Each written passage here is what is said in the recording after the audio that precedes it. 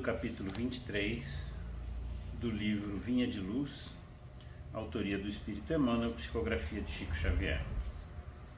E olhai por vós. E olhai por vós, não aconteça que os vossos corações se carreguem de glutonaria, de embriaguez e dos cuidados desta vida, e venha sobre vós de improviso aquele dia. Jesus, Evangelho de Lucas, capítulo 21, versículo 34. Em geral, o homem se interessa por tudo quanto diga respeito ao bem-estar imediato da existência física, descuidando-se da vida espiritual, a sobrecarregar sentimentos de vícios e inquietações de toda sorte. Enquanto lhe sobra tempo para comprar aflições no vasto noticiário dos planos inferiores da atividade terrena, nunca encontra oportunidade para escassos momentos de meditação elevada. Fixa com interesse as ondas destruidoras de ódio e treva que assolam nações, mas não vê, comumente, as sombras que o invadem. Vasculha os males do vizinho e distrai-se dos que lhe são próprios. Não cuida senão de alimentar convenientemente o veículo físico, mergulhando-se no mar das fantasias ou encerando-se em laços terríveis de dor que ele próprio cria ao longo do caminho. Depois de plantar escuros fantasmas e de nutrir os próprios verdugos, clama desesperado por Jesus e seus mensageiros. O mestre, porém, não se descuida em tempo algum, e desde muito recomendou vele cada um por si na direção da espiritualidade superior. Sabia o Senhor quanto é amargo o sofrimento de improviso e não nos faltou com o roteiro, antecedendo-nos a solicitação há muitos séculos. Retire-se cada um dos excessos na satisfação egoística. Fuja ao relaxamento do dever. Alige as inquietações mesquinhas e estará preparado à sublime transformação. Em verdade, a terra não viverá indefinidamente, sem contas. Contudo, cada aprendiz do Evangelho deve compreender que o instante da morte do corpo físico é dia de juízo no mundo de cada homem. Mestre Jesus, a Ti agradecemos pela oportunidade de nosso encontro fraterno para os estudos da doutrina espírita. Neste intercâmbio de sentimentos, de ideias, entre os dois planos da vida, Te rogamos, Mestre, que este labor seja abençoado com a presença dos bons Espíritos, a nos inundarem de vibrações, de harmonia, paz, inspirando-nos também os pensamentos nobres e auxiliando-nos na compreensão das lições que serão analisadas nesta noite. Te rogamos, Mestre, também as bênçãos de paz em favor de todos os nossos irmãos de humanidade. Por fim, repetimos a nossa gratidão a Ti e Te louvamos com unção, alegria e ternura, agora e sempre. Que assim seja.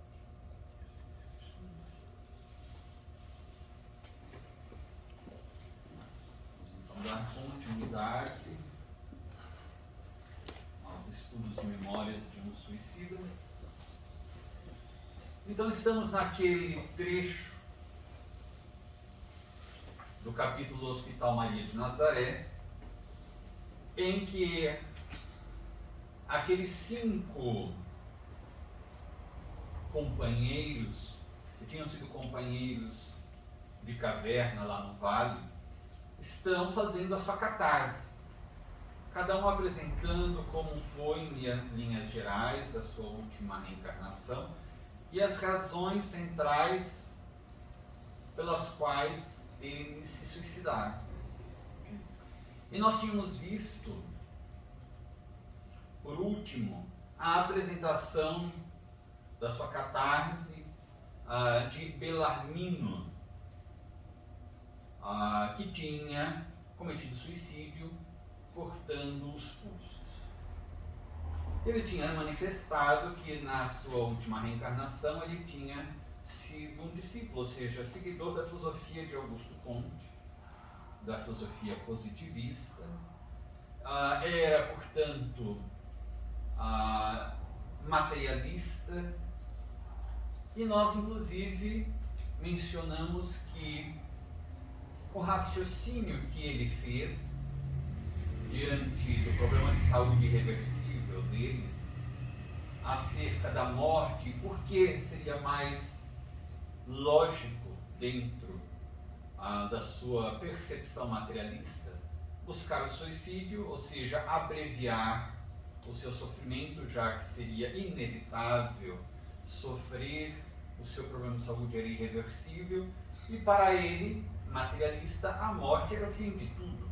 Se não havia nenhuma perspectiva de futuro, de vida além da sepultura, nenhuma perspectiva de melhora nesta outra vida, seria então mais lógico ele abreviar aquele sofrimento. E nós mencionamos que este raciocínio Kardec apresenta em 2 das obras básicas. Em o Evangelho segundo o Espiritismo, há um texto que se chama Suicídio e Loucura. Neste texto, e também no item O Porvir e o Nada, de O Céu e o Inferno, em ambos textos, nessas 2 obras, o Evangelho segundo o Espiritismo e em O Céu e o Inferno, Kardec apresenta esta lógica do materialismo. Ele diz, para aquele que é materialista, que portanto não acredita que exista nada além da vida física, que não exista esta essência, a alma ou o espírito imortal, que tudo finda-se com a morte física, realmente para esses que têm este pensamento, a lógica indica que numa situação de sofrimento irreversível, o suicídio seria algo bastante razoável. O grande problema é que o materialismo é uma doutrina, uma ideia, uma filosofia, como quer que se designe este termo, falaciosa. Não tem fundamento, não tem provas, e é uma inverdade, não é real. De maneira que, existindo sim esta essência, a alma ou espírito, e que é imortal, prosseguindo a vida além da sepultura, daí sim teremos como conclusão que o suicídio falha no seu intento, ou seja, se o suicídio tem como objetivo findar, encerrar a vida, não estamos falando findar, encerrar a existência do corpo físico. A vida, o que se pretende é encerrar a vida, a consciência, apagar, desligar a consciência, a individualidade, destruir a individualidade. E se a morte física não logra fazer isto, o suicídio, portanto, não alcança o seu objetivo. Porque nenhum suicida quer apenas acabar com o corpo físico. Quer acabar com o sofrimento experimentado pela individualidade, pela consciência. Então, isso também só piora, né, gente? O sofrimento piora e a vida continua. Sim, porque além daquele sofrimento que se adquire com o ato suicida, não ficaram resolvidos os problemas anteriores ao suicídio. Os conflitos, as angústias prosseguem. Então, além de não resolver os problemas que já existiam, eles prosseguem, os conflitos prosseguem, as angústias prosseguem, surge um outro problema ainda mais sério, mais grave, um outro sofrimento ainda muito pior. Então, a gente viu até esta parte da catarse, portanto, de Belarmino, e depois nós tivemos uma intervenção, digamos assim, bastante interessante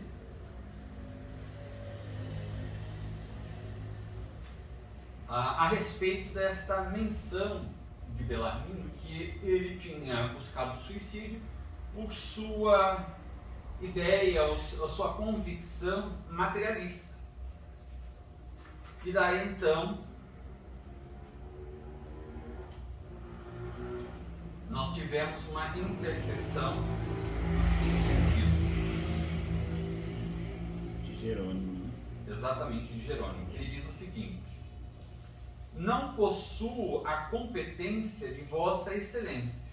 Jerônimo, portanto, se dirigindo a Belarmino, que era um doutor, tinha o título de doutor de mais de uma universidade, era professor de dialética, de filosofia, era um erudito. E então, Jerônimo se dirige a Belarmino com as seguintes palavras: não possuo a competência de vossa excelência, senhor professor, nem me será dado raciocinar com tanta finura.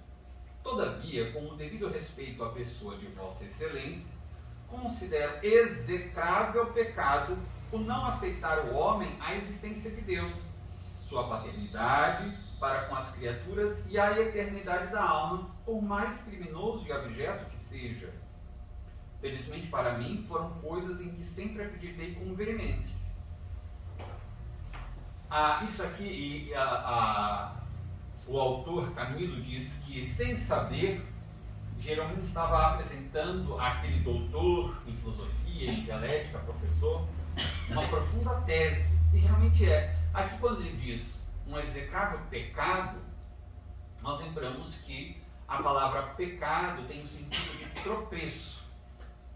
Então, quando nós pecamos, tem o sentido de infringir a lei divina, mas também tem o sentido, segundo o léxico, de tropeço. Pecar, tropeçar, infringir a lei de Deus, mas também de tropeçar nesta caminhada, nas ações realizadas, nos pensamentos, enfim. Então ele diz que é um grande equívoco, um grande tropeço na vida, e ao mesmo tempo também uma infração à lei de Deus, a lei divina que está em nossa consciência, conforme os Espíritos ensinaram a Allan Kardec em O Livro dos Espíritos. É um grande tropeço, um engano, nós negarmos esta realidade, de que nós não somos o corpo físico, somos uma alma ou um espírito, que somos imortais, que a vida continua, e que existe sim uma inteligência suprema, superior a tudo e a todos, que coordena, comanda o universo inteiro. Esta inteligência nós chamamos de Deus, portanto, todos os seres estão submetidos a este comando superior. E submetidos também à lei criada, uma lei universal, por esta inteligência, por este comando superior que chamamos de Deus. Então ele diz, é um grande erro negar tudo isso, porque constitui verdade. Tudo isso é a realidade nossa. Se nós negarmos isso, negamos a nossa própria realidade, negamos a verdade. E quem nega a verdade anda na mentira, no engano, na ilusão. Quem nega a própria realidade não sabe o que é, quem é, portanto também não sabe de onde vem, para onde vai, anda a esmo, perdido. Então, aí realmente era uma tese muito profunda que, segundo o autor, Jerônimo apresentou àquele professor de dialética e filosofia.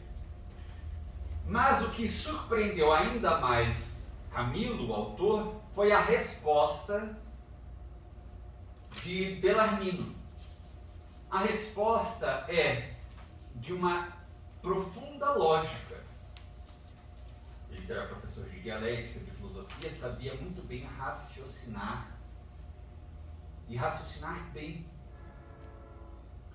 Então, ali ele diz: como e por que então vos revoltastes, todos os outros, porque todos os outros se diziam crentes em Deus, né? Tinham uma fé, uma religião, a fé na imortalidade da alma, na vida que continuava. Claro que não era uma concepção de vida além do túmulo, como é que temos na doutrina espírita, mas tinham esta ideia, esta fé de que a vida continuava e que havia um poder central. Então ele diz: como e por que então vos revoltastes contra as circunstâncias naturais da vida humana, isto é, aos sofrimentos que vos couberam na desoladora partilha, a ponto de confessardes que desejastes morrer?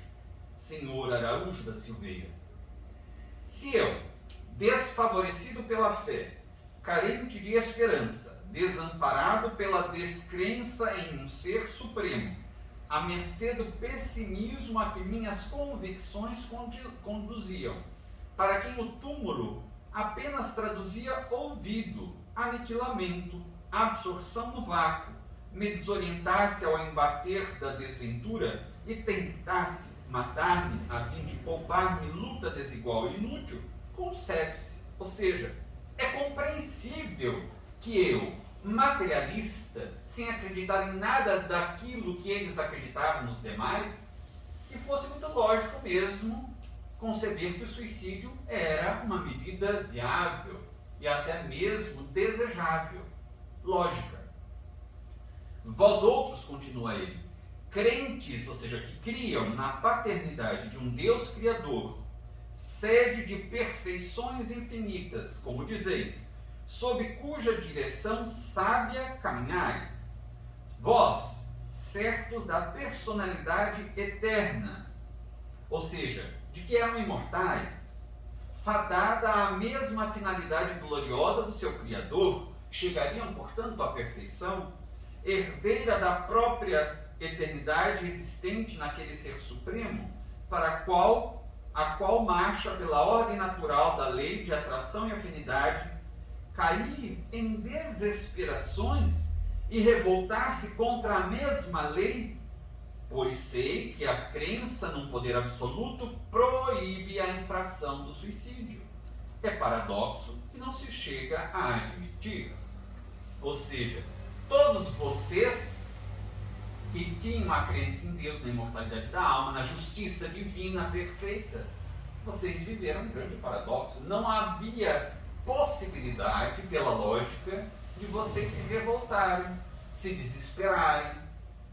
E ele continua: portadores de tal ciência, corações alumiados, ou seja, iluminados pelos ardores de tão radiosa convicção, energias revigoradas pela fortaleza de tão sublime esperança, deveríeis considerar-vos deuses também.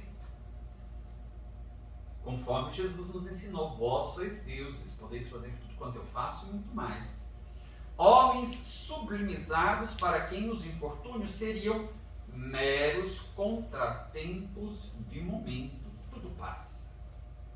Oh, pudesse eu convencer-se-me dessa verdade e não temeria enfrentar novamente nem os desgostos que arruinaram meus dias, nem a tuberculose que me reduziu ao que vedes. Revidou com lógica férrea o discípulo de Comte, cuja sinceridade me despertou simpatia.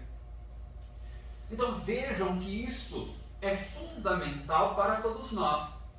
Quando digo para todos nós, estamos aqui incluindo para todos os que têm a fé em Deus, na imortalidade da alma, portanto na continuidade da vida, de que somos realmente almas, espíritos, não somos o corpo físico.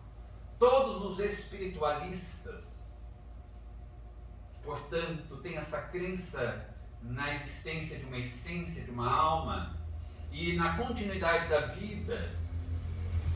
Todos aqueles que têm a crença na justiça divina, numa força superior, não há, portanto, pela lógica, razão para que nós nos desesperemos, para que nós nos frustremos, para que nós nos revoltemos, para que nós espalhemos queixas diariamente. Não tem lógica isso. Apenas a nossa rebeldia, na verdade, a nossa descrença, é que permitem que a gente haja dessa forma. Quando nós agimos conforme normalmente agimos, com desespero, quantas vezes nós falamos, esse mundo está perdido, como nós vamos sobreviver, viver neste mundo? Quantas pessoas dizem, colocar mais crianças no mundo, por quê? Para quê? Para sofrer? Não tem mais jeito. Eu não sei por que estou passando por tudo isso, é injusto. Quantas frases nossas revelam, na verdade, e agora falamos para nós, mais especificamente cristãos, e ainda mais para nós espíritas, revelam a nossa descrença. No fundo, a nossa fé, ela é de casquinha. Ela é um verniz, apenas um verniz. Ela não é real. Tira o verniz, tira a casquinha. Sabem aquelas bijuterias que no segundo ou terceiro uso já descascaram e mostram embaixo que é um plastiquinho ou um latãozinho sem nenhum valor? A nossa fé é mais ou menos isso, de um modo geral. Porque, sobretudo com o conhecimento espírita, não há razão para nós duvidarmos da justiça de Deus. Compreendendo a lei de ação e reação, a reencarnação, a justiça divina, conforme está no Evangelho segundo o Espiritismo, Kardec dedica um capítulo desta obra para nos explicar causas atuais das aflições, causas anteriores das aflições, justiça das aflições. Então vamos reclamar de quê? O que Bellarmino faz, utilizando-se da lógica, da questão da dialética, da questão filosófica. Filo seria o amor de amizade. Vínculo. Sofia, sabedoria. Esta busca pela sabedoria. É o que fazemos com a filosofia espírita. A busca pelo entendimento das leis cósmicas para que nos tornemos sábios. Então é necessário que nós comecemos a raciocinar de maneira espírita em todas as situações da vida.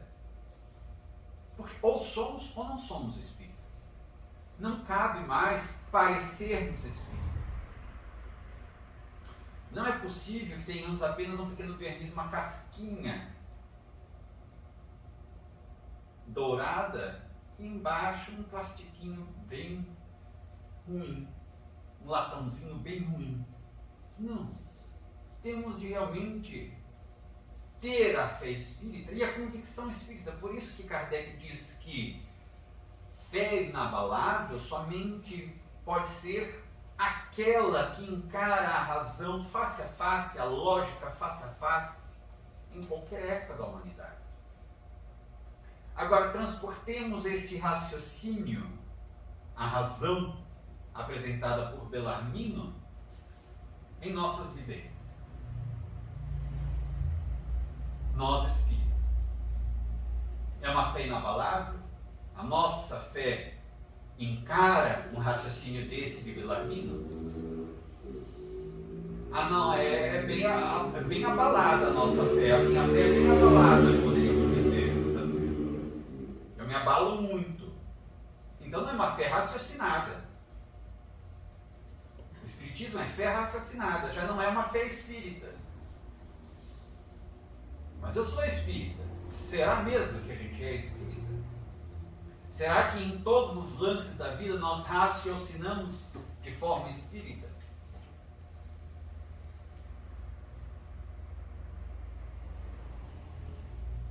Ou será que a gente raciocina de forma espírita, normalmente para os outros?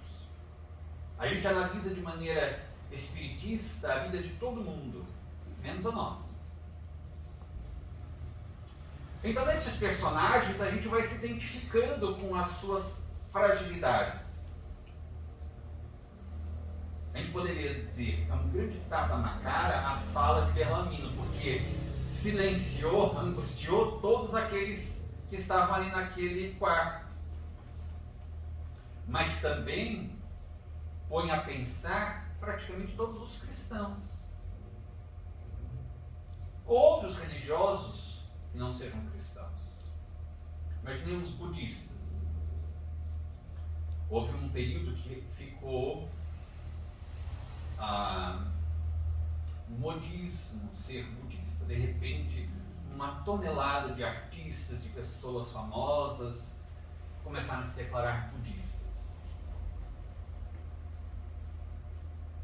E se nós buscássemos algumas leituras a respeito do budismo, dos seus princípios, nós perceberíamos, será mesmo que são budistas?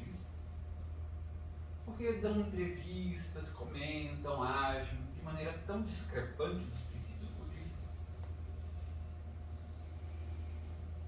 Então, de uma maneira geral, as pessoas, e nós nos incluímos, portanto, neste quadro da realidade, as pessoas temos uma fé bastante abalável, bastante de mera casquinha dourada, mas sem nenhuma substância firme.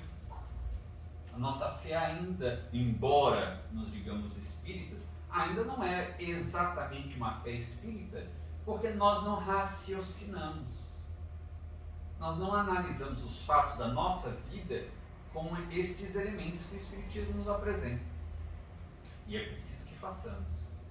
Porque no mundo tão atribulado, perturbado em que vivemos, somente se analisarmos com estes elementos que a doutrina espírita nos apresenta, nos ensina, é que conseguiremos entender o momento em que vivemos e ter tranquilidade para atravessarmos esse trânsito tão difícil.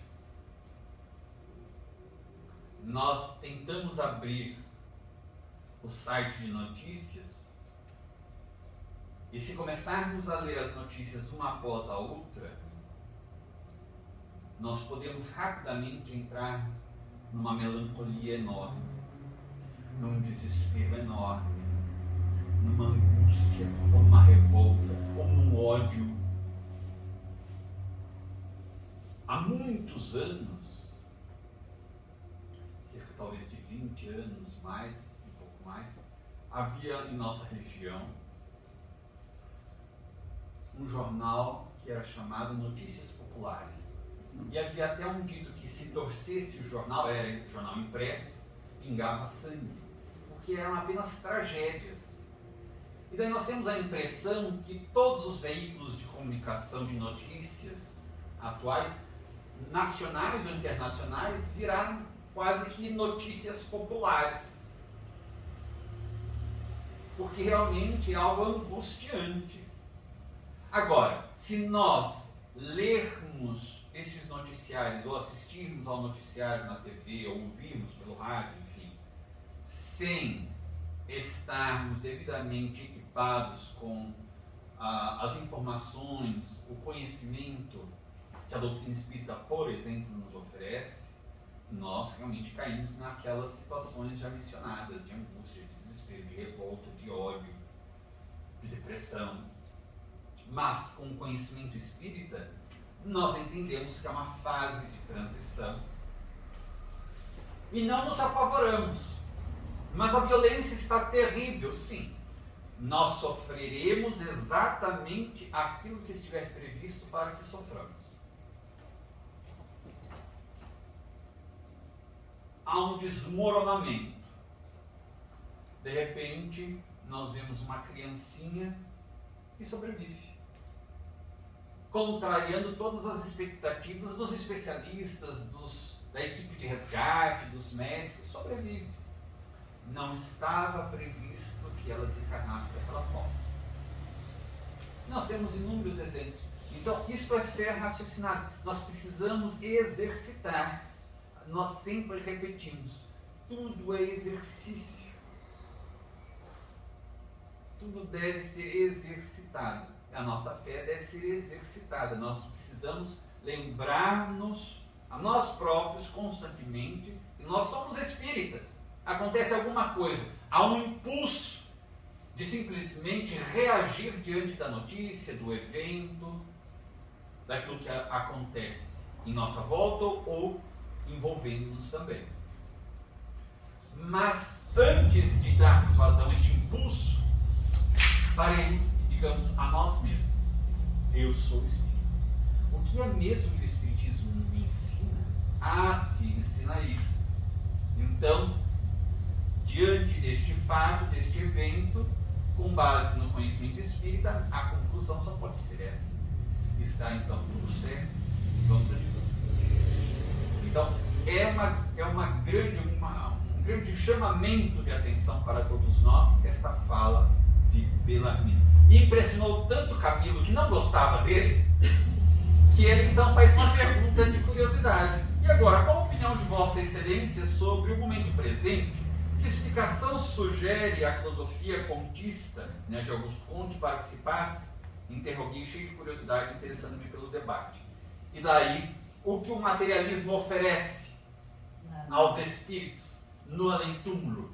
Que respostas, que explicações, que consolo, que suporte vai dar? Nenhum.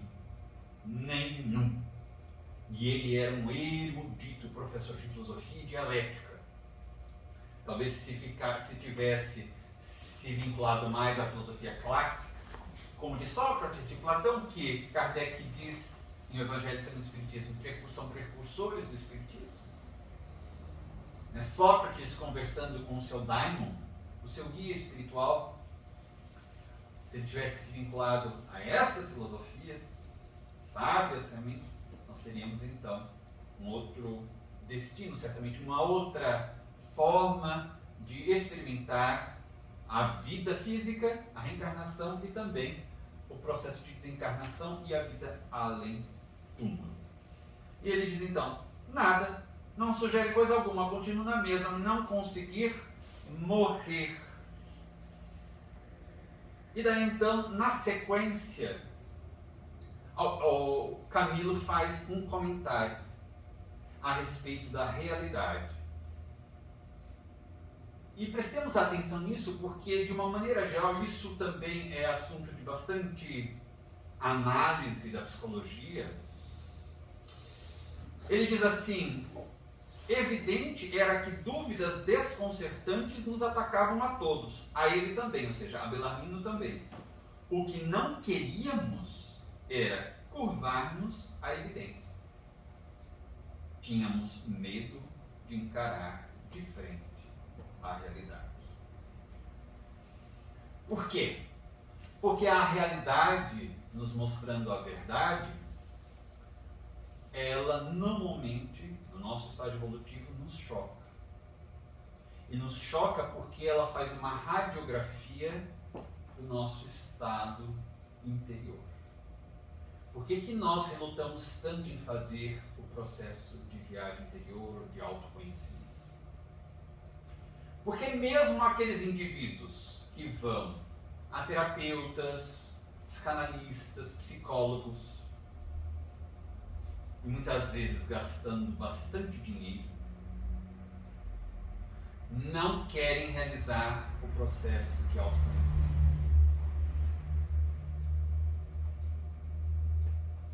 E muitas vezes, diante desta resistência, esses terapeutas, psicólogos, evidentemente não todos, mas muitos acabam cedendo, isto é, já que o paciente, que é um cliente, não tem interesse, eu estou aqui para atendê-lo. Se ele quer vir apenas para desabafar e contar as questões da vida dele, do cotidiano dele, para ter alguém para desabafar, mas aí a terapia se torna inócua. ineficaz. Porque as causas dos sofrimentos continuam lá no mundo interior. Se não faz o indivíduo a viagem interior, se não mergulha para este autoenfrentamento, não progride.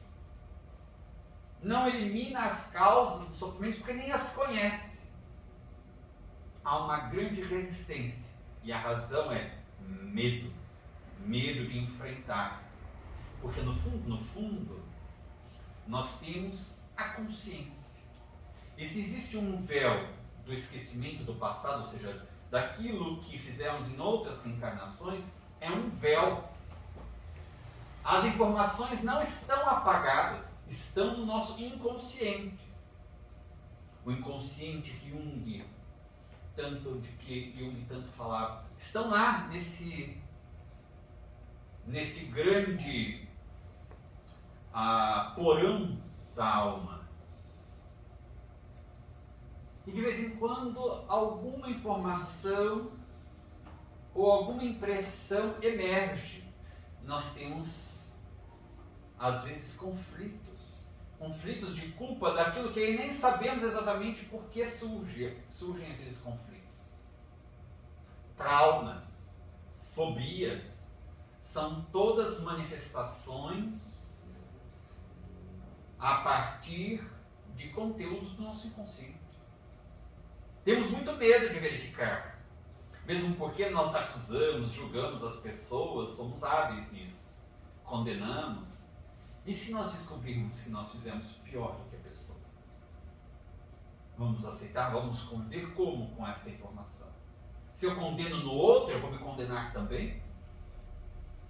Eu já exercitei o amor e o perdão para o próximo, para eu ter recursos, porque para eu exercitar o perdão para o próximo, eu tenho que exercitar o amor, porque daí eu vou precisar desse mesmo amor para o auto-perdão. Mas se eu não exercitar o amor, quando eu descobrir isso, eu não tenho como utilizar o amor que ainda eu não exercitei para o auto-perdão. E daí vem a culpa e a condenação e a nossa mutilação psicológica. Então é necessário que nós estejamos atentos também a isso. Medo de encarar de frente à realidade. Trabalhemos, portanto, o amor e procuremos combater a nossa vaidade e o nosso orgulho. Senão fica muito difícil fazer essa viagem interior sem se perturbar profundamente. Sem começarmos ao auto-silício.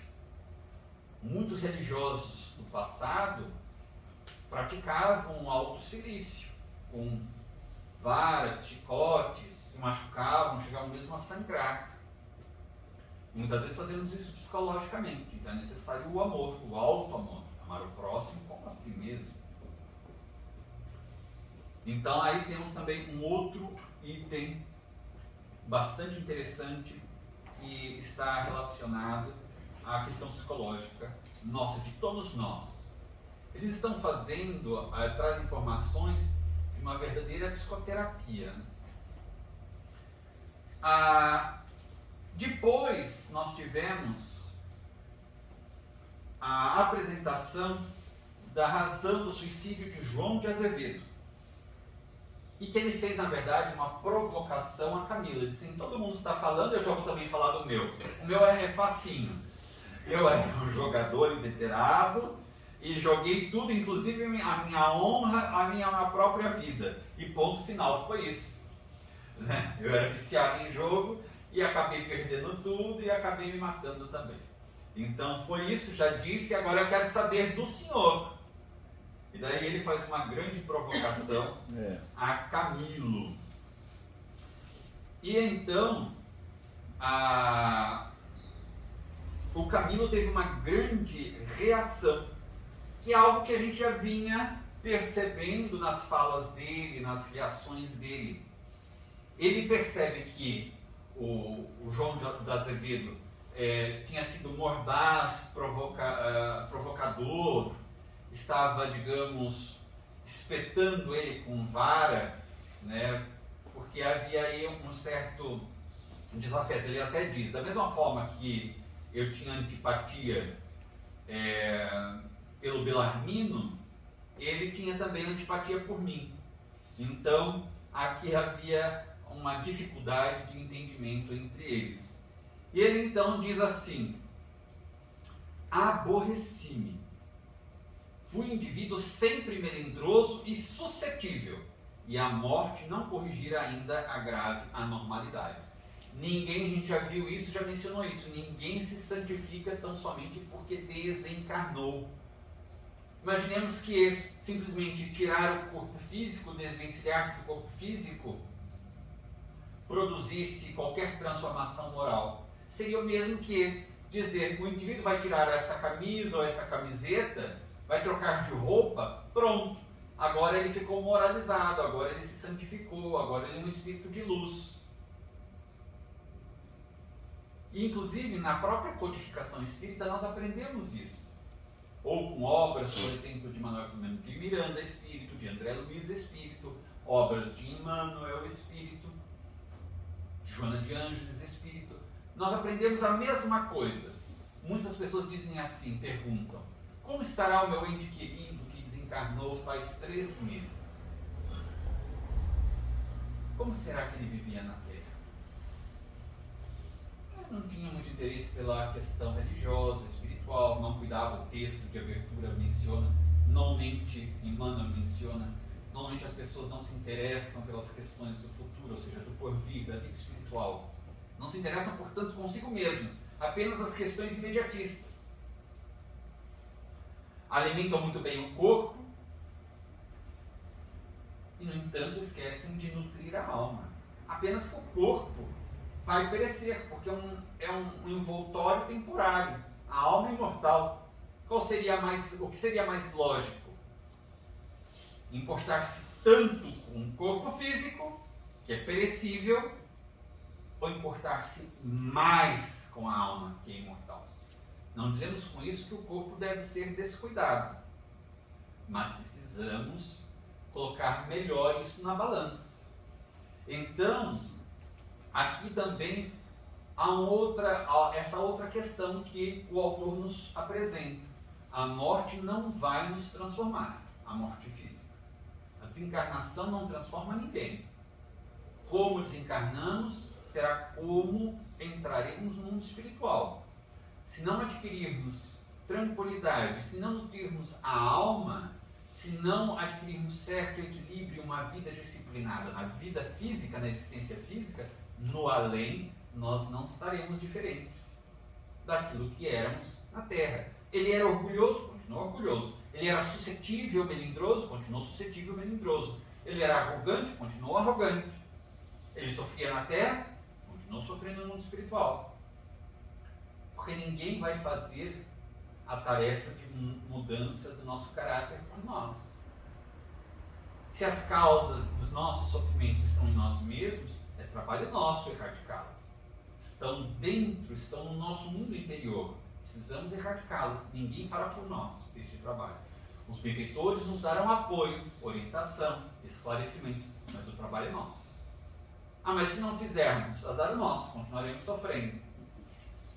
Então, ele destaca isso. Porque eu creio que todo mundo já deve ter ouvido pessoas conhecidas, e até mesmo espíritas.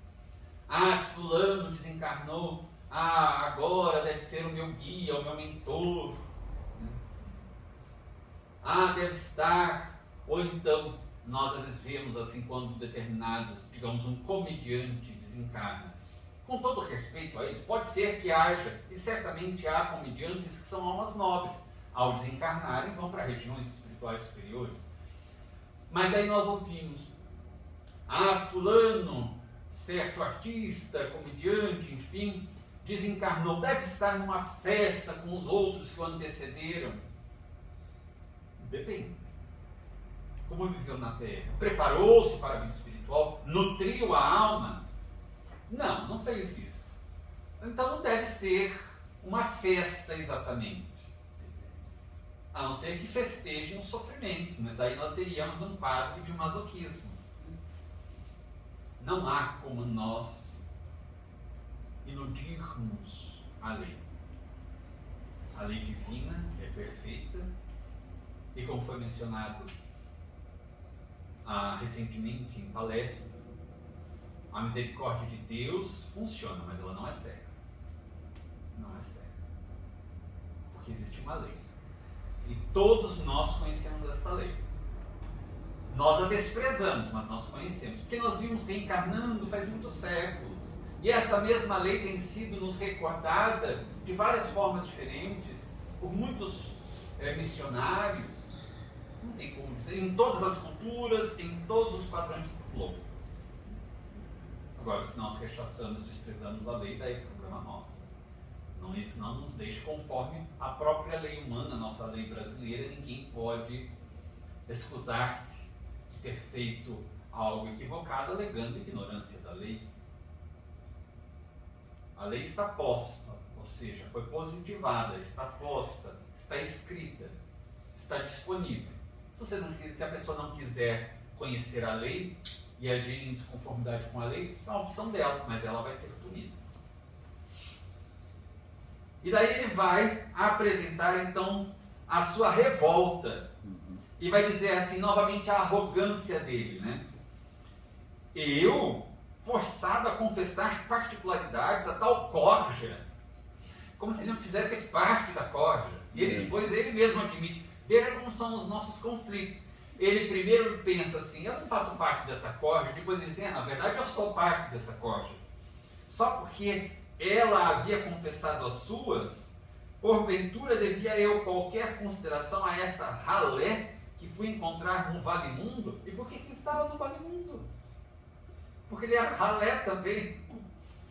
Pensei, sufocado, olha a sensação, sufocado pelo orgulho, com o efeito de me julgar superior. Esse é o primeiro impulso que ele teve. Depois ele raciocina melhor, mas o primeiro impulso é o que existe dentro dele.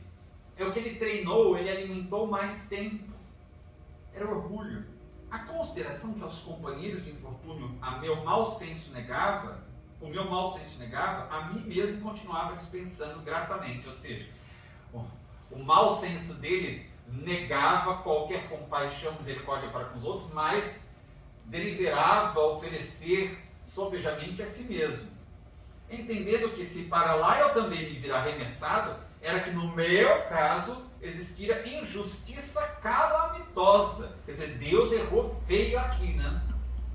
Era que no meu caso existira injustiça calamitosa, que eu não merecera a repressão por ser melhor, mais digno, mais credor de favores do que os outros que comigo se haviam homiciado, ou seja, aglomerado. Fosse como fosse, preferiria não expandir, porque o meu orgulho a tanto não me animava. E daí é uma outra, vejamos como que ele faz retratos das questões psicológicas. Primeiro ele tem essa reação do orgulho tremendo dele, e depois ele diz assim, mas pessoas no estado que os outros e eu também estávamos, essas pessoas não se controlam. Não se controlam. Então, só por despeito, a gente é tão descontrolado que a gente acaba falando. A lógica, o raciocínio diria assim, o próprio orgulho diria, não vou falar porque eu não vou me expor. Mas a pessoa que está em desequilíbrio, ela se expõe. Aliás, essa é inclusive uma questão discutida entre aqueles que realizam nas casas espíritas o atendimento fraterno. E a gente vai ver por quê, logo na sequência. Ele diz, mas personagens de nossa infeliz categoria não se acham à altura de sopitar, ou seja, de conter impulsos do pensamento, calando expansões diante de afins. Tampouco sabem dominar emoções, furtando-se a vergonha das devassas no campo íntimo, em presença de estranhos. Assim sendo, as torrentes de vibrações deseducadas derramam-se do seu interior configuradas em palavreado ardente e emotivo, ainda que elas próprias não o desejem. Tal se as comportas magnéticas que as retivessem nos pegos mentais se houvessem rompido graças às agitações de que se fizeram presas. Aliás, o tom sincero, a formosa lhaneza do professor de filosofia e dialética, convidando-me à atitude menos descortês do que a que me habituara até então, fez-me aquecer ao alvitre de João da Azevedo. Então também assim, no atendimento fraterno, é muito comum a pessoa que chega para esse atendimento em estado, às vezes, de muitos conflitos, muito nervosa, agitada, desesperada por alguma razão, ela ali no atendimento, às vezes quer, sem controle nenhum, expande as suas emoções, a sua fala, e às vezes fala de intimidades que não conviriam ser ditas. Não é que o atendente fraterno vá divulgar isso, porque normalmente, pelo menos presume-se que seja um trabalhador bastante discreto e que em hipótese nenhuma divulgará informações que ali foram apresentadas pelo consulente, pelo atendido. Mas de qualquer forma, mesmo sendo esse indivíduo bastante digno, discreto, o atendente fraterno, e contato psicológico, a outra pessoa, depois que abriu essas comportas, ela fica envergonhada, fica constrangida. E daí é muito comum a pessoa não retornar mais. Porque daí fica constrangida e até mesmo fica imaginando que possa outras pessoas saber daquilo que ela ali, naquela atividade, expôs. E às vezes, pelo constrangimento, não volta mais. Então, isso daí demonstra o desequilíbrio do indivíduo. É claro que o atendente fraterno estará devidamente preparado, não apenas com o conhecimento espírita, mas também com esta questão do tato psicológico, para ouvir de maneira neutra tudo aquilo que seja dito, sendo bastante acolhedor e oferecendo ao indivíduo a tranquilidade para que a pessoa não se sinta constrangida.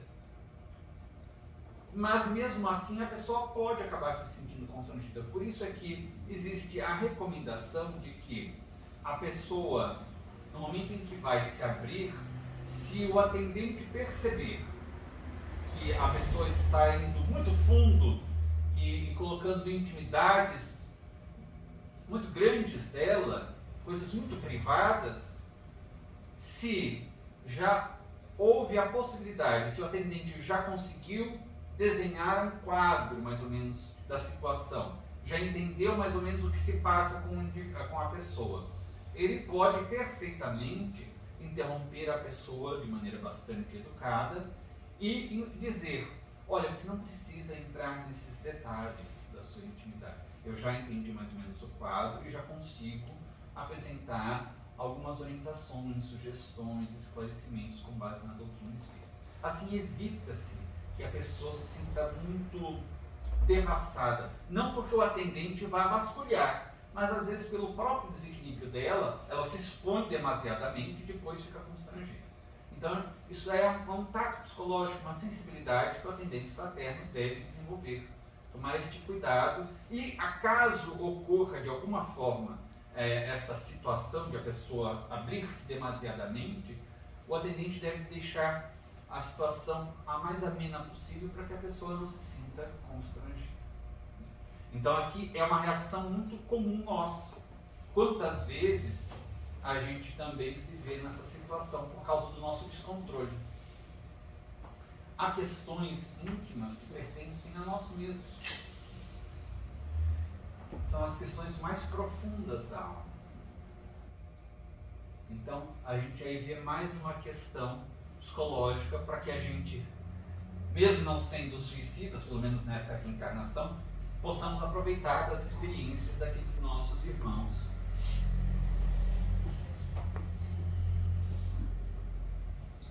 E depois, então, Camilo começa a apresentar, fazer a sua catarse, porque ele diz assim: não por causa do João de Azevedo, porque ele é um provocador e eu não suporto ele, mas considerando que o Belarmino, mesmo diante de tantas provocações que eu fiz com ele, ele foi sempre muito educado, e considerando também que eu achei até interessante que ele é uma pessoa realmente muito inteligente, muito erudita, eu vou responder, mas me dirigindo a ele, porque porque os outros não vão entender nada da minha vida, são muito fraquinhos de cabeça.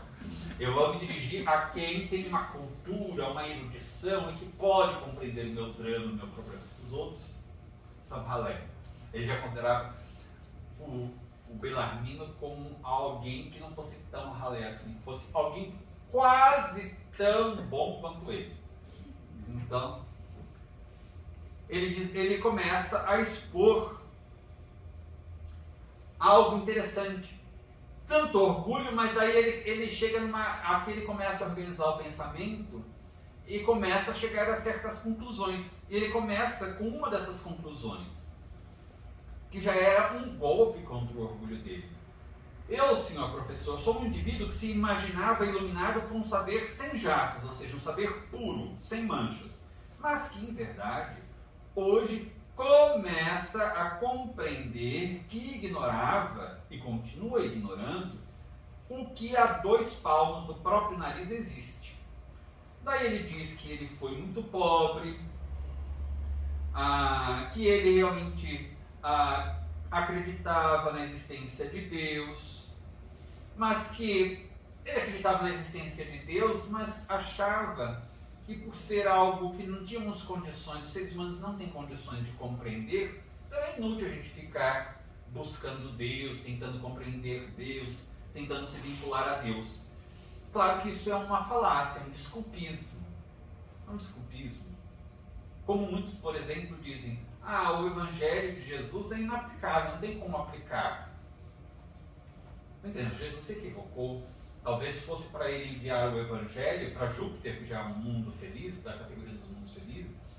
Será que ele se equivocou? O governador planetário, o espírito puro da ordem dos Cristos? Não.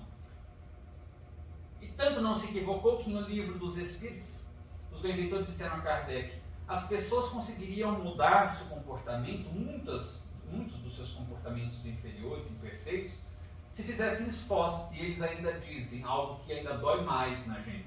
Aliás, fazendo insignificantes esforços. Quão poucos na Terra fazem esforços. Está aí no livro dos Espíritos. Então, aqui ele começava a compreender a extensão da sua ignorância, ou seja, da sua falta de conhecimento.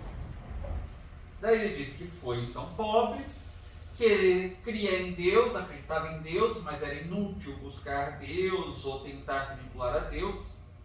Então ele diz assim, não somente por essas razões deixava de associar o respeito a este ser à sua vida, como principalmente não lhe dava quaisquer satisfações do que fazia ou pretendia para regalo dos próprios caprichos e paixões.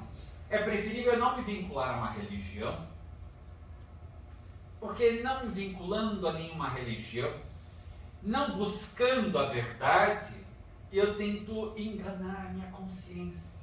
Porque se eu conhecer a verdade, a minha consciência vai dizer que eu estou errado. Como eu quero gozar, viver a vida, dar vazão às minhas paixões inferiores, eu prefiro não me vincular. Não é isso que muitos fazem. Os católicos não praticantes. Os espíritas não praticantes, porque já existe. Não preciso ir ao centro espírita, não preciso estudar. Aqui em casa mesmo eu vivo o espiritismo. Passemos uma semana na casa dessa pessoa, vamos ver se ela vive o espiritismo mesmo. Se num grupo de apoio, porque isso é um grupo de apoio, nós vamos à casa espírita assim como os alcoólicos ou alcoólatras vão ao AA. Ou os indivíduos que têm outras dependências tóxicas vão ao NA. Porque é um grupo de apoio. É a mesma coisa que comprar aquela bicicleta para fazer exercícios em casa. De 100 pessoas, umas 3, 4 vão fazer, o resto vão lá pendurar roupa em cima e depois ter que vender bem mais barato do que pagou. Já fiz tudo isso. Pelo cabelo eu vendi. Se já é difícil num grupo de apoio, como por exemplo pessoas que se matriculam em academia, pagam um plano semestral e vai apenas nas 3 primeiras semanas, como eu, e pagou por um semestre inteiro. Já fiz tudo isso. Então, se é difícil com um grupo de apoio, imagine sozinho. tem que ter muita disciplina mesmo. Então nós precisamos sim de ir ao centro espírita, de ir à igreja, de ir ao templo. Espiritualmente somos muito indisciplinados, precisamos de um grupo de apoio. Precisamos inclusive daquele no centro espírita, na igreja, que vai ficar reparando naquilo que a gente faz de errado e vai comentar para nos atormentar. Por quê? Porque ele é nosso benfeitor, na verdade. Porque a hora que ele percebe, fica olhando e depois comenta, a gente se sente envergonhado, constrangido, e depois, na hora, reclama. Né? Mas depois a gente vai tentar corrigir aquele problema. Sem dar a impressão que nós estamos corrigindo o problema, para não dar, então, a mão à palmatória para o outro, para dizer que o outro estava certo, por causa da nossa vaidade, do nosso orgulho. Mas é exatamente isso. Então, aqui é mais uma falácia do orgulho, da vaidade, que nós temos também muitas vezes. Daí ele diz assim: arrastava a redundância afirmar que muito sábio, tal como me julgava, arrastava a dissonante ignorância da descrença na possibilidade de existirem leis onipotentes, infalíveis, né, irremissíveis, partindo da divindade criadora e orientadora para dirigir a criação, o que me fez cometer erros gravíssimos. Voltamos para aquela tese de Jerônimo quando se dirigiu ao Belarmino, depois da fala da catarse de Belarmino. É um pecado, ou seja, é um tropeço, é um engano muito grande nós negarmos a paternidade divina, a nossa essência como espíritos, a nossa imortalidade da alma, a vinculação, a submissão, queiramos ou não, a uma lei suprema, a uma justiça perfeita. É um grande erro. Se a gente não tiver esta consideração a todos esses elementos, nós vamos de queda em queda moral, nos desastrando terrivelmente na existência física, para depois alcançarmos o termo final, a desencarnação, o termo final da existência física, a desencarnação, e a penetrarmos o mundo espiritual completamente atormentados, tendo de aguardar uma nova reencarnação para a gente poder se reajustar. Agora, quanto tempo vai demorar para uma nova reencarnação? E vamos sofrer terrivelmente, desnecessariamente? Então, por isso que é tão importante nós divulgarmos, não apenas termos esta crença, esta convicção, mas também auxiliarmos os outros. Claro, não vamos impor nada a ninguém. O espírita não deve fazer proselitismo, mas fazer proselitismo é uma coisa, e realizar a caridade de compartilhar o conhecimento, de divulgar a verdade, é outra e que deve ser realizada. Isso é caridade. Quantas pessoas se beneficiariam de 5 minutos de conversação conosco em que nós colocássemos algumas questões da doutrina espírita, algumas questões do Evangelho de Jesus, de maneira muito natural, sem julgar o comportamento de ninguém, mas compartilhar. A gente compartilha a receita de bolo, a gente compartilha receita fitness, a gente compartilha exercícios. Eu não compartilho isso, mas exercícios físicos para isso, para aquilo. Mas a gente compartilha piada, a gente compartilha vídeo, a gente compartilha TikTok, coisas tão banais. Por que não compartilhar algo bom? Algo que a pessoa poderá fazer bom uso pela eternidade. A gente pode fazer isso. Ninguém vai ficar constrangido, a gente não vai impor nada a ninguém. A gente fala assim: olha, a visão que eu tenho, que eu aprendo com o Espiritismo é assim, assim, assim. A minha parece mais lógico, porque veja, isso, assim. E de repente, a pessoa na hora pode até negar aquilo, não concordar, mas se ela tiver um pouco de bom senso, ela vai raciocinar, ela vai falar assim: não é que isso realmente tem lógica? Realmente isso? Ou então vai fazer uma pesquisa na internet: não é que realmente existem provas e evidências a esse respeito? Não é que a ciência também já diz a mesma coisa? Então, a gente pode evitar que nós mesmos tenhamos tantos tropeços na vida, mas também podemos auxiliar as pessoas a também não tropeçarem tanto na existência física.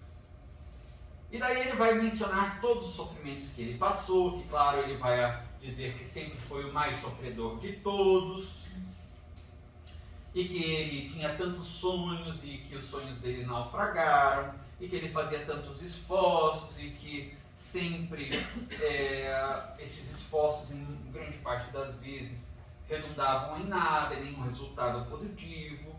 E ele vai narrando até que ele diz assim: e para completar o meu drama, que certamente é o pior de todos os dramas daqui, fiquei cego.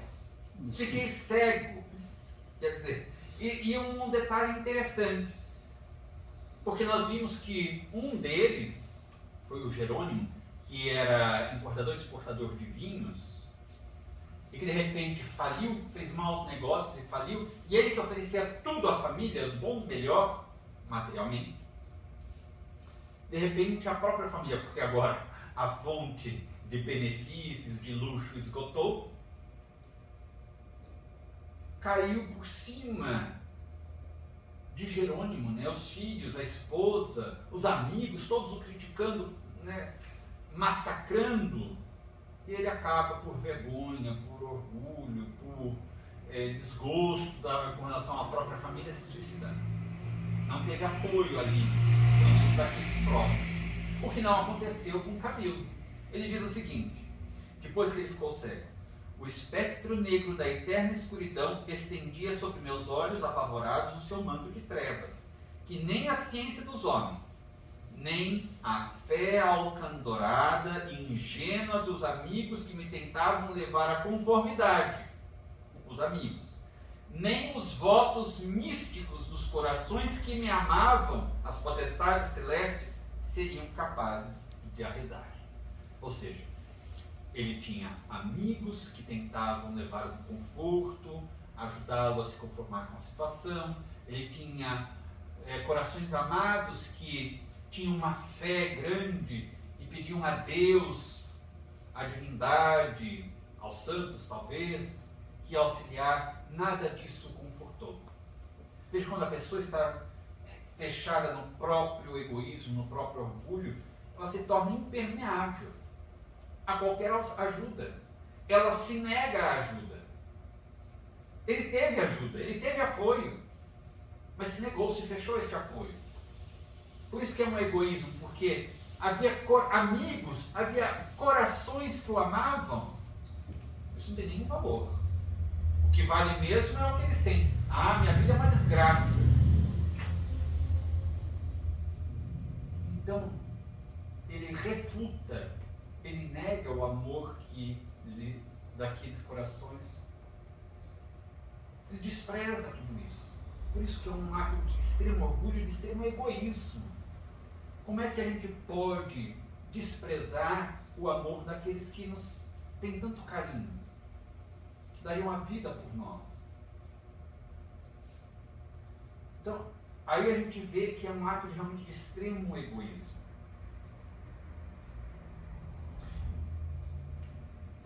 Mencionando novamente algo que nós já repetimos algumas vezes. Com essas análises, nós não queremos negar de forma nenhuma as questões discutidas, por exemplo, dentro da medicina, dentro da psiquiatria, os fatores propiciadores ou que podem desencadear uma depressão ou um outro transtorno psiquiátrico e que podem levar, portanto, ao suicídio. Também não negamos de maneira nenhuma os tratamentos medicamentosos, porque são necessários em alguns casos, não em todos, mas em alguns casos. O médico terá este critério. Mas nós sabemos muito bem, lembrando que a doutrina espírita não nega a ciência, ela caminha ao lado da ciência. E nós nunca, de forma nenhuma, nas casas espíritas devemos desaconselhar o indivíduo a seguir as orientações médicas ou mesmo do seu psicólogo. Nós fazemos o contrário, nós orientamos para que, se estiver em tratamento médico, continue seguindo as orientações médicas do psiquiatra, seguindo as orientações do psicólogo. E muitas vezes, se o indivíduo ainda não está e percebemos que pode ter também um componente orgânico, nós sugerimos que procure um bom médico, um bom psiquiatra, que procure também um apoio psicológico, um bom psicólogo. O que estamos dizendo aqui, a nossa análise é mais profunda. A nossa análise é da alma, das causas primeiras desses transtornos. Porque a medicação vai agir sobre o organismo físico, mas quem comanda esse organismo físico é a alma, é o espírito mortal. Ele não soube, ele não conseguiu comandar adequadamente e desestabilizou este organismo físico. Então é necessário verificar o que se passa com o comandante deste organismo. Então aqui também é um outro elemento que ele apresenta. Ele não consegue suportar aquela dor, fecha-se no seu egoísmo, no seu orgulho. E então, ele inclusive diz assim: entendi que se o ente supremo, Deus, de quem eu não descria até então, ele passa a descrer, existisse realmente, tal não se daria, porque ele é o meu amigão, ele não faria isso comigo. Porque não quereria certamente desgraçar-me, ou seja, até então ele diz assim: Deus vai me desgraçar minha vida? O que é isso? Ele é um sádico? Eu que sou um espírito praticamente puro, sou uma pessoa nobre, iluminada, ele vai fazer isso comigo? E é mais interessante que ele diz assim: esquecia-me de que existiam espaços pelo mundo, milhões de homens cegos, muitos em condições ainda mais prementes, ou seja, mais urgentes, delicadas que a minha, e que eram todos, como eu, criaturas advindas do mesmo Deus. Descri de Deus porque entendi que se havia outros cegos, que houvesse, problema é deles, se eles são cegos, mas que eu não deveria ser. Os outros certamente deveriam ser, porque certamente fizeram algo de errado e devem ser punidos. Agora eu, puro, não devo ser cego. Era assim uma injustiça, uma finalidade desta para mim. Cego, era o máximo. E daí ele vai dizer assim que todos os problemas que ele passou, mais a cegueira, se ele já tinha dificuldades de lutar, enxergando, agora com a cegueira ele não tem nem condições de lutar. Ou seja, cego eu compreendia ser a minha vida como coisa que pertencesse ao pretérito, realidade que fora, mas que já não era. E daí uma coisa interessante, a obsessão, a ideia obsessiva, a obsessão fatal do suicídio entrou a fazer ronda em torno de minhas faculdades. Enamorei-me dela, ou seja, da ideia de suicídio, e lhe dei guarida com todo o abandono do meu ser desanimado e vencido. A morte atraía-me como remate honroso de uma existência que jamais curvara a cerviz à frente, fosse do que fosse. A morte estendia meus braços sedutores, falsamente mostrando as minhas concepções viciadas pela descrença em Deus, a paz do túmulo em consoladoras visões. Firmada a resolução. Então a gente viu aqui que não veio a ideia de Nopino, de repente ele cometeu suicídio, ele foi enamorando-se. Aquilo foi envolvendo. E depois que ele se enamora, que aquela ideia vai crescendo nele, ele vai cultivando a ideia do suicídio. Firmada a resolução, quando ele toma a decisão, portanto, de se matar, sobre sugestões doentias. Essas sugestões nós podemos compreender que eram da própria mente, por causa do orgulho dele, do egoísmo, mas também sugestões doentias. E ele já tinha mencionado, normalmente nos bastidores há espíritos perturbadores, obsessores, inspirando essas ideias. Quase sempre. Não 100% dos casos, mas quase sempre.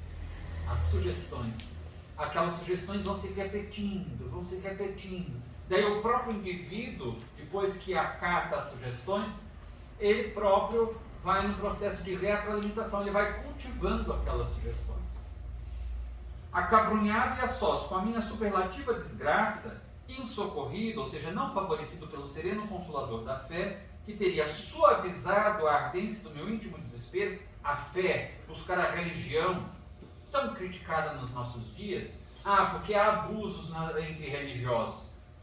E há muitos abusos entre não religiosos também. O que há? Então, se a gente nega a religião porque há pessoas que se desviam daqueles princípios de ética, então a gente tem que negar a sociedade inteira, a gente tem que negar todos os esportes, a gente tem que negar todas as culturas, a arte, todas as artes, a gente tem que negar tudo, porque em todas as profissões, porque em todo meio onde haja ser humano há problema, há desvio de caráter. Então, novamente, é uma falácia. Ah, eu não me envolvo em religião porque a religião, no passado, historicamente, provocou muitos males à sociedade. Ah, e aqueles não religiosos nunca fizeram mal?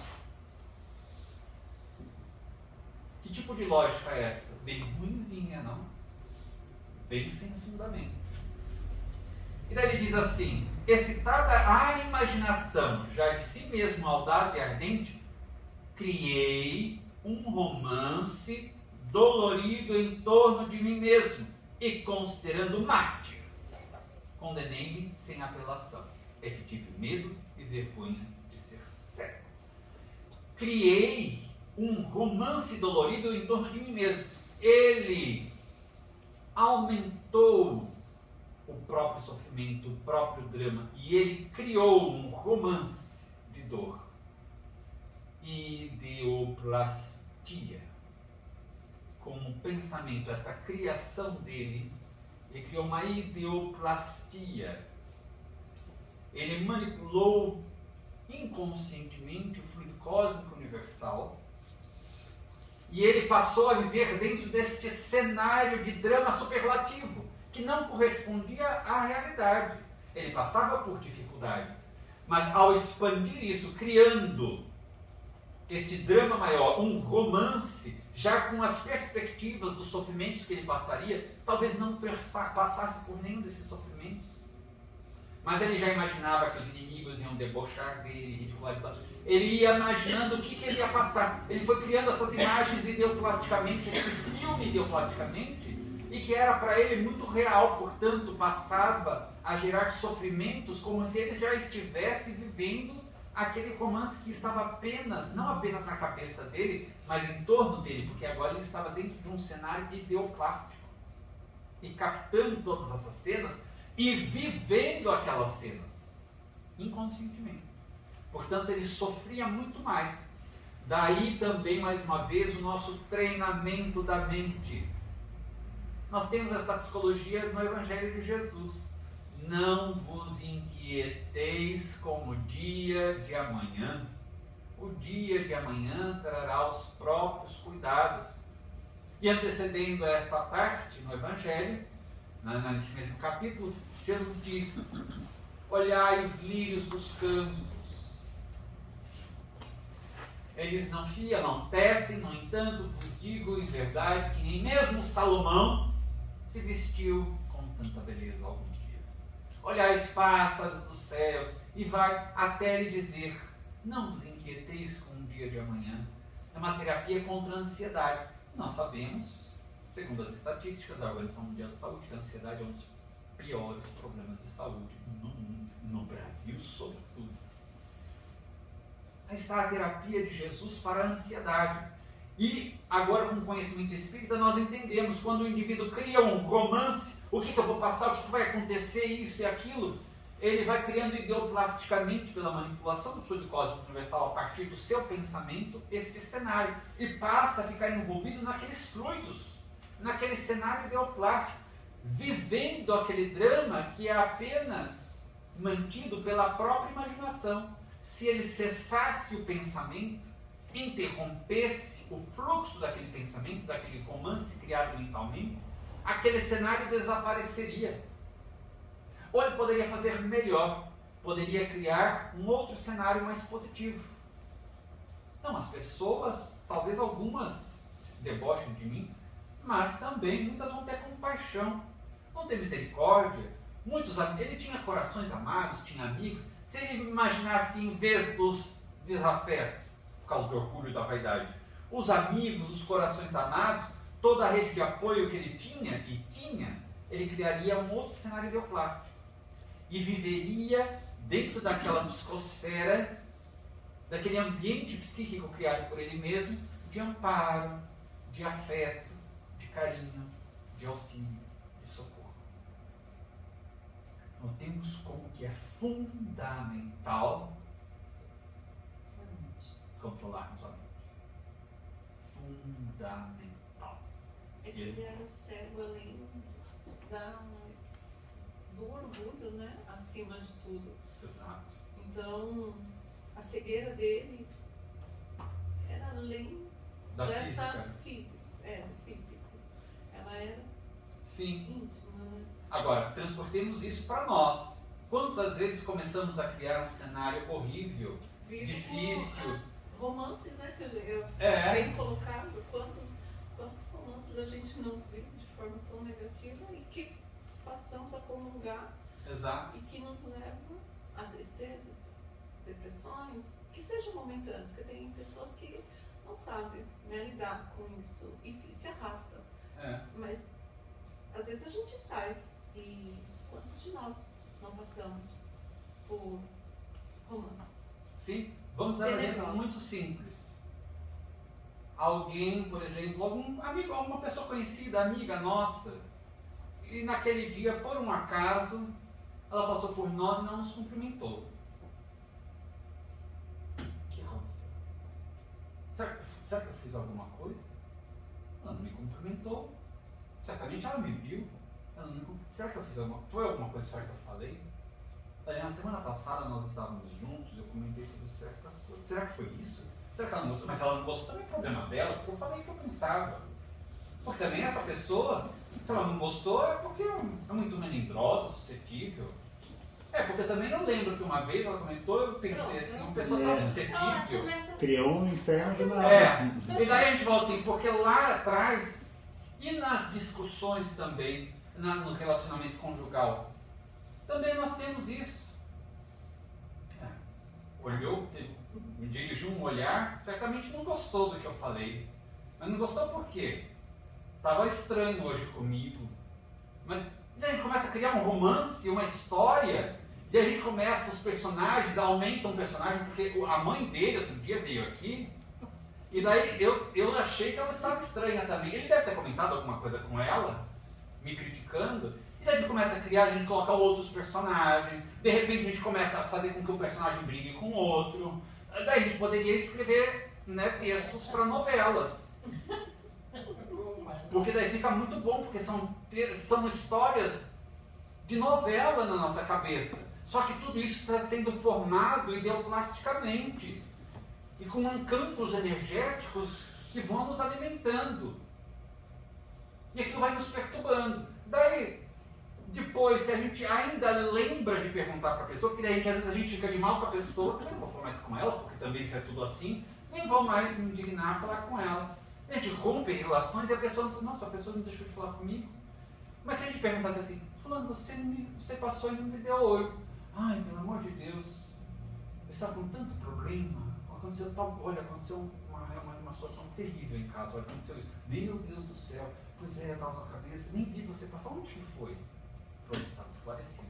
Ninguém criou romance nenhum, dramático, dramalhão mexicano. Estava tudo resolvido. Vejamos como é importante, fundamental, trabalhar. Isso é exercício, a gente repete sempre, exercitar. Começou a mente já a fazer novela mexicana? Não. Com todo respeito às novelas mexicanas, devem ter boas também. As brasileiras também são do mesmo nível. Ganham até prêmios internacionais com esses dramas todos. Vamos então para a nossa prece de encerramento?